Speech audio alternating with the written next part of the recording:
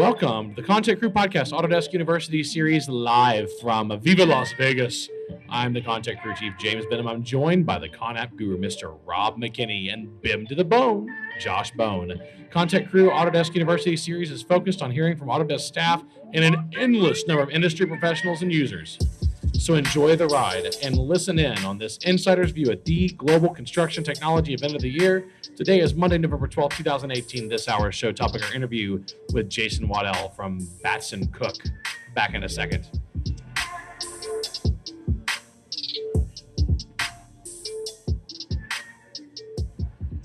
Well, we got the ConApp Guru on. Oh, it's a ConTech Trio throwback here. Oh, baby. Going old school. What's going on, Mr. McKinney? I've been herding some cats, but more importantly, if you can see this amazing technology in front of us, Mr. Bone, that might have come from a company you were familiar with. Yellow and black. And black. We teased it last week. Why would I need 5 60-volt batteries? You're about to find out. You're going to find out why you need 5 60-volt batteries and multiple Wi-Fi mesh networks and a light because your lights get turned out on you. Told you that was a good idea. You do. There was a song, Black and Yellow. Remember that song? Did y'all play that at the office, Josh? You know, it's actually a requirement. You have to listen to it before you start your day at work. It's like, who is that? Who sings that? I'm pulling it up. Don't worry. I went to a high school that was Yellow Jackets too, so they played that song. You know, Black and Yellow. There you go. Yeah, Black and Yellow. So while Apple Music looks that up, Wiz Khalifa, Black and Yellow. We should have known that. Yeah, I have to find a non-explicit version to play that though, because we got to keep it friendly for the kids. I don't even know. That it's even. Look on Kids Bop, you might find it. Yeah, exactly. Oh man, no, I got it. There it is. Yeah. Black and yellow. He's not from Atlanta, but guess what, James? What? 3 of us here are from the A-Town, the ConTech. I'm in a Georgia sandwich. Jason Waddell is the man. What's going on, Jason? Not much.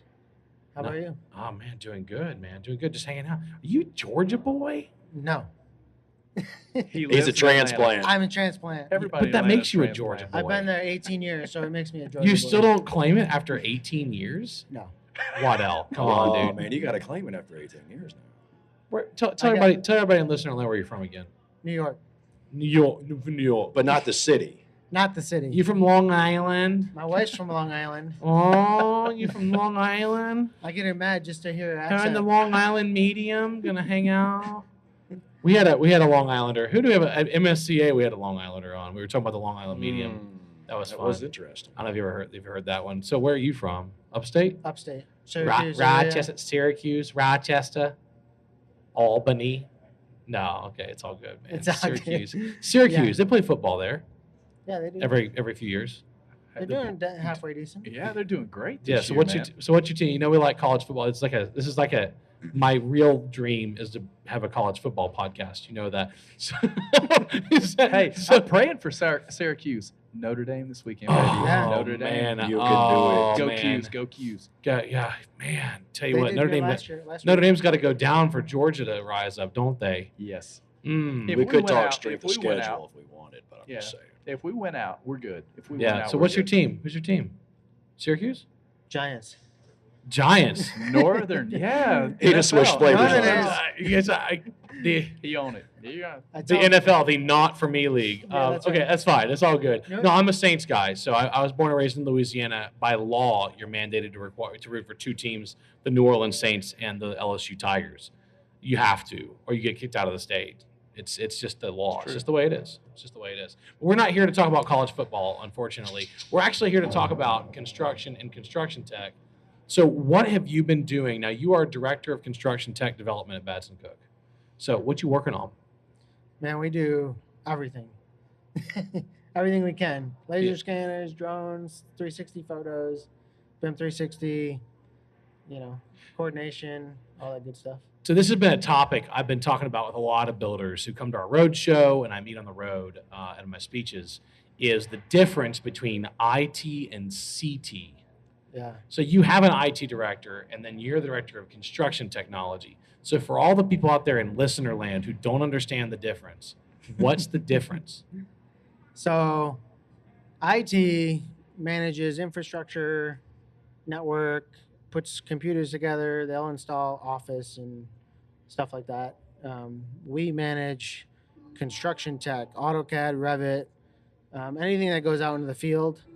We're kind of a liaison between IT and construction. So if somebody has a question about AutoCAD, they're not going to call IT and ask them how they draw a line in AutoCAD. They're going to call us.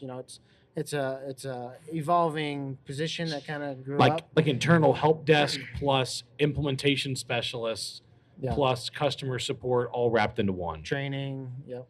Training, And then- implementation, adoption. And then BIM, just in general, we do all the coordination, laser scanning. Oh, so VDC is under construction technology. That's right. Yeah. So and that's it. Some companies are choosing to have a VDC department, a CT department, and an IT. In your case, VDC is under construction technology. Yep, that's right.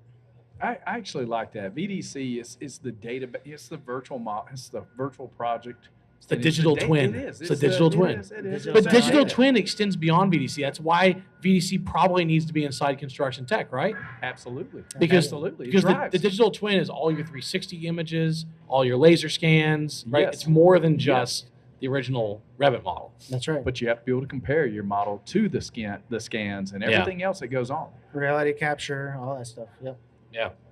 Now, Jason, let's geek out a little bit. You were kind enough to take me to a hospital job in Georgia a few months back, and we saw some really amazing things there. You're using these new digital tools, one in particular for those 360 photos. You were trying out construction site, right? Yep. Construction site. How well is that working out for the workflow? And more importantly, how are you able to manipulate the data back and forth? What are you doing with those photos? So, construction site, it's a great, easy to use platform. We've been putting it on more and more projects.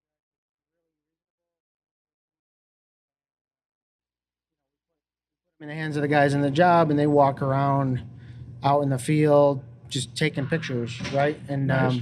From picture to picture, from day to day, they can categorize the photos so that you can kind of look back in time throughout the stream. So it's really been a great workflow for the guys in the field.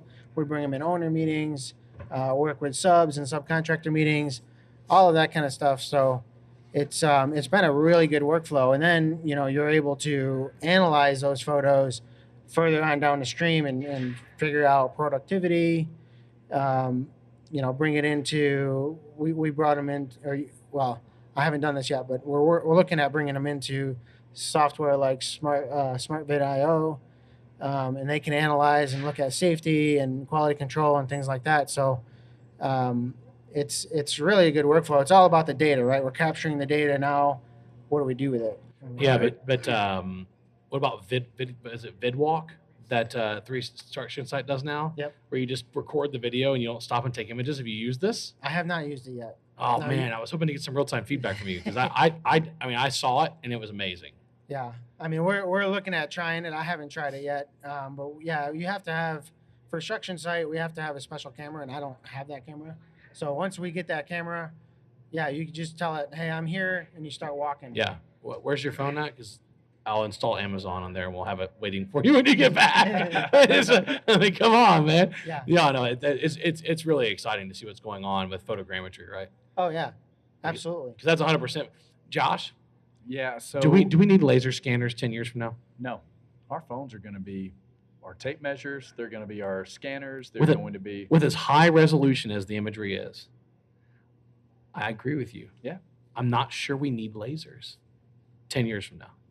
Even if they're on a shark's head? I'm serious. I I think still need sharks with freaking lasers on their forehead. I'm just saying, McKinney. on the forehead. Okay, I still need sharks with freaking lasers. Yes. Not mutant sea bass. But for imaging, cameras on both sides, 360 images, 360 video.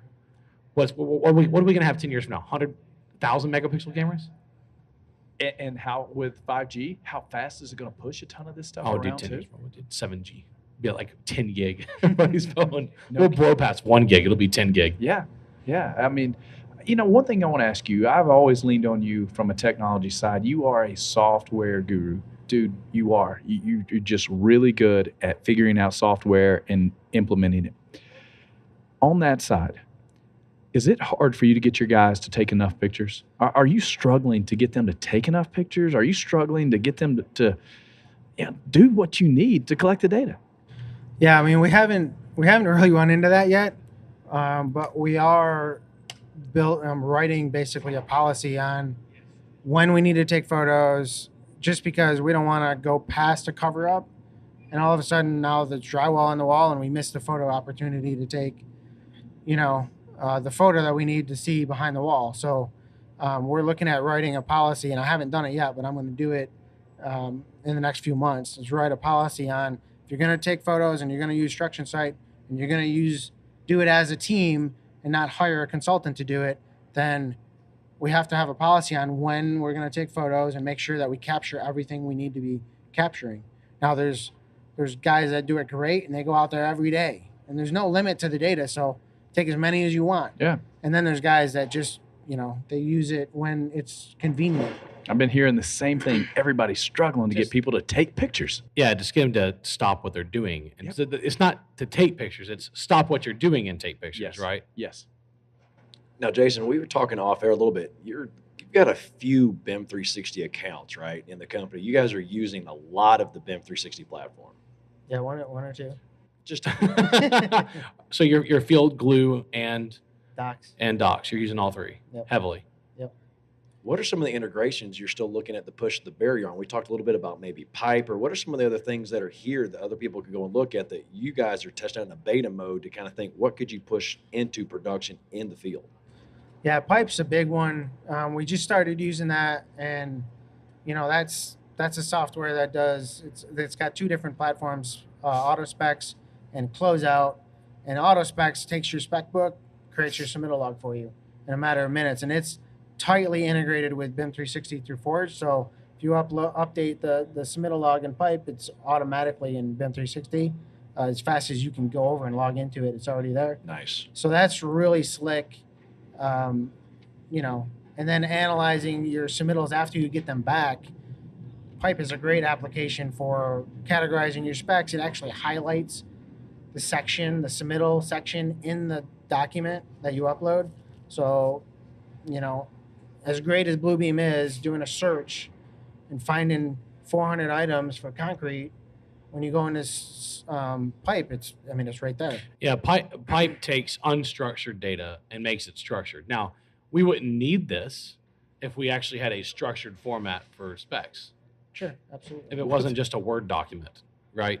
But we do need it. And we actually had pipe on the show recently. It's an amazing tool. That's one of many examples, though, of when you hook everything into one common ecosystem, what can be done, right? Absolutely. So what else is hooked into BIM 360 for you? We've done some custom integrations ourselves. Nice. So you actually got their API and wrote your own integrations. That's right. So we've integrated some of our own custom document management solutions. Docs is a great application, but it's pretty new. So we had our own custom document management solutions that needed to be integrated. So we can upload documents to our document management system, and then they just show up in BIM 360. And you're not managing two different platforms, and stuff gets out of date and all of that kind of stuff. It just makes perfect sense, because if you're out in the field and you're looking at the wrong document, they're going to throw the iPad in the garbage and pull out their plans. I even had that happen on my own headquarters rebuild. We redesigned our headquarters office, and I wanted them to use all digital plans, and I had to go audit. It took me every day for 2 weeks to get them to stop using the plans. And it's obviously not my employees. It's my GC and his subs, and I'm like, guys, you're using the wrong version. This is what I preach about. You can't do this, And it's funny. It does take a lot of eyes on, right? You got to really get out there and put eyes on what they're doing. And they're not going to stop using the paper at the end of the day. So, we need something to be able to go out and say, scan the document with your phone and say, this is out of date. Yeah. Somehow, without actually scouring the documents for the date or the version or whatever. Because everybody's still printing paper at the end of the day. The guy swinging the hammer is looking at a paper document. Unless they're forced not to. I mean, there's a small handful of contractors we work with that literally prohibit it. But it is some of the reality. Josh? Jason, how do you see the role of construction technologists evolving in the next 2-3 years? I mean, What are you going to try to improve on? Where are you going to take it? I mean, there's a lot of stuff with IoT, analytics, taking it to the next level on how we analyze our data. We're Yep. capturing all this data with drones, with 360 cameras, laser scanners, models, schedules. How do we pull all this together and actually analyze it and look, okay, we got a schedule, delay coming up 6 weeks from now because of how the guys are performing today. That's something that's coming. It's not quite there yet, but I think that's kind of where we're going, or where I want to go. Are you looking at Power BI? Are you looking at Construction BI? Or are you thinking you can do it all on the 360 platform? There's an application I'm looking at. We do use Power BI Okay. internally, but that's not what I'm looking at for it. There's an application out that I'm looking at that brings all this data together and actually does AI analytics on it. Do you want to say who that is? It's Reconstruct. Reconstruct, Yeah, yeah, from Manny Golpavar, Yeah, yeah. they're here today. Yeah, I They're just saw Manny on the way in. Great. And are you happy with it so far? Yeah, I mean, we beta tested it a little bit, and I mean, it was a great application. It was just at the time, it was hard to implement because how are we updating the schedule? So recently, they've come out with an app, so the guys in the field can go out with their phone Yeah, and just update it. update their schedule literally in the field, and it updates live in the cloud. So that's we're collecting drone data, we're collecting 360 photos, laser scanners. We have 40 schedules, we have models, all this data in one place where we can actually analyze it. It's a great application. So we got a couple of big jobs coming up that we're going to try it out on. And that's Reconstruct. Manny Golpavar is the CEO over there. That's right. Now, Jason, we're kind of curious. You're here as an attendee. What are you excited to see at AU? What did you see at Connect and Construct that was great today? What's so awesome about being here in Vegas with us this week? Yeah, Construct and Connect is a great day to come. I think it's probably the best day of the whole week. Nice. Is the first day. I mean, there's a lot of integration with BIM 360. We're a big BIM 360 shop. We have a lot of licenses, and we use it across the whole company. We have for 6 years. So seeing all the different integrations with the different software platforms is a big deal. What's coming up, what's new, that type of stuff. I always like to see what they're doing with BIM 360, and we're on the beta team, so beta testing it and seeing where the development is going is a big deal. But the exhibit hall is actually my favorite thing to see here.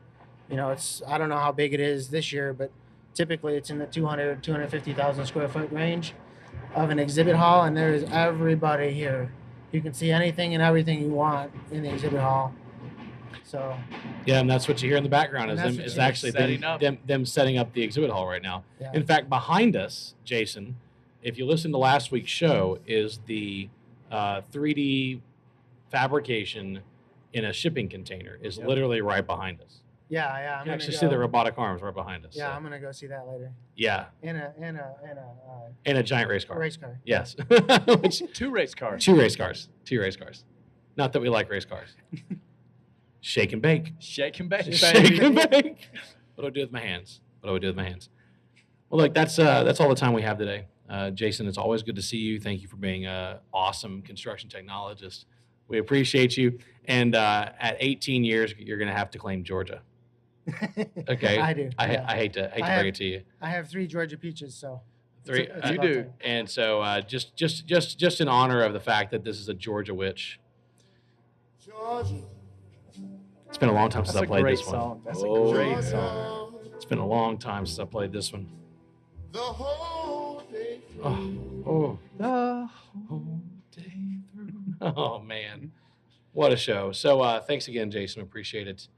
We want to thank everybody out there in listener land for joining us for show number 3 from Autodesk University 2018. Our interview with Jason Waddell from Batson Cook on the ConTechCrew podcast. AU is at Autodesk AU or au.autodesk.com. We're at the ConTechCrew or thecontechcrew.com. I'm at James and Benham, and Rob is at Con App Guru, and of course, Mr. Bim to the Bone, Josh Bone. Jason's at Waddell, Jason, and at Batson Cook. To listen to this show, go to the show website at thecontechcrew.com. This is the Content Crew, signing out.